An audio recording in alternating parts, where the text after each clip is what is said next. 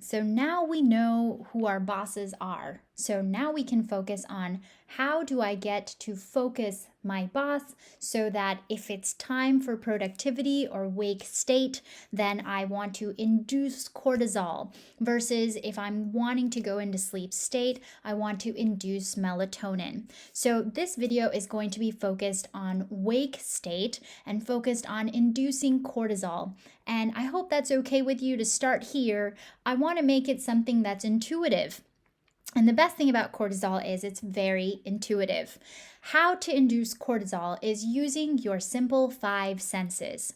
Anything that induces those five senses quite strongly is going to cause that cortisol spike in the body. There is a lot of deeper understanding that needs to be made here in relationship to cortisol as a stress hormone, for example, or cortisol's involvement in mental and physical stress and different diagnoses. But for the sake of this talk, I want to focus on inducing cortisol just enough when you're trying to wake up in order to get you into a productive and wakeful state. So, what are examples of inducing these five senses? One example is sight.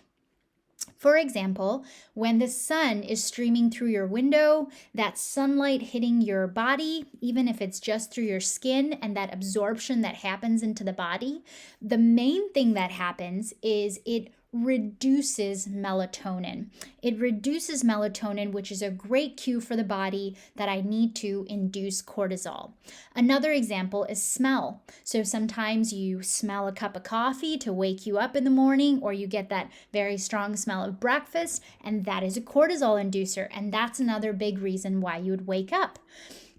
Taste is a little bit more difficult since waking up, you may have to have a specific taste. But when we talk about touch, right? If you've ever been a child and your mother or father or parent has woken you up because you're getting late for school, it's that sensation of movement and pressure. Those touch receptors are causing cortisol to get elevated in the body. Sound is another great example when we talk about our alarm clock, right? Our alarm clock goes off and that loud sound induces cortisol in our body. Now, a concept that you really have to understand in order for all of this to make sense is this concept of conditioning.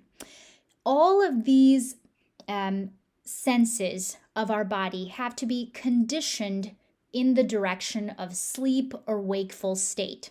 So what I mean by that is there is a reason why, even though sound is a cortisol inducer, it can still help you induce sleep at night.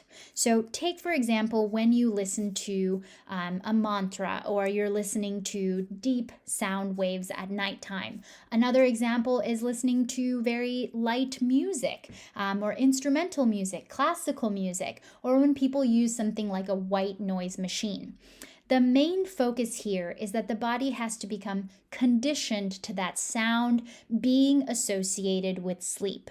So that means that sound, when your body listens to it over a period of time and grows into that pattern, and that period of time could literally be as short as 1 week to 2 weeks. If you consistently offer a sound at nighttime that should be associated with sleep state, the body will start to associate that with sleep state.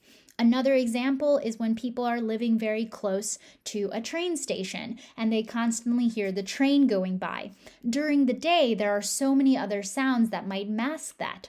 But at nighttime, the body has become conditioned that if I'm hearing that but I'm at sleep, it's not going to cause me to have a cortisol spike because I'm conditioned to understanding that sound is only really being heard when I'm sleeping. So that really goes for all of our five senses. So for example, in terms of sight or understanding when it comes to a book, choosing the same very activating book that you might be reading during the day may be detrimental for you falling asleep, because when you're reading that very activating action-packed book at nighttime, it's actually going to induce more cortisol rather than help you reduce that cortisol and induce melatonin. On the other hand, if you have a book that is specific for when you're going to sleep, something that is light or brings you peace calmness. Those kind of readings, if you're reading that at nighttime, you actually will be able to condition your brain that I'm going to be reading this and then I need to be falling asleep.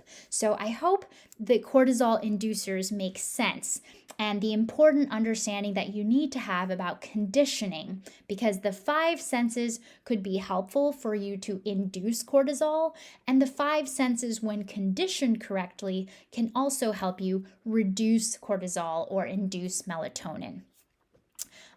Thank you for joining me on this video. In the next video, I want to talk about this last piece right here, which is stress, and really understanding how stress is going to impact our sleep cycle and actually maintaining the quality of sleep overnight.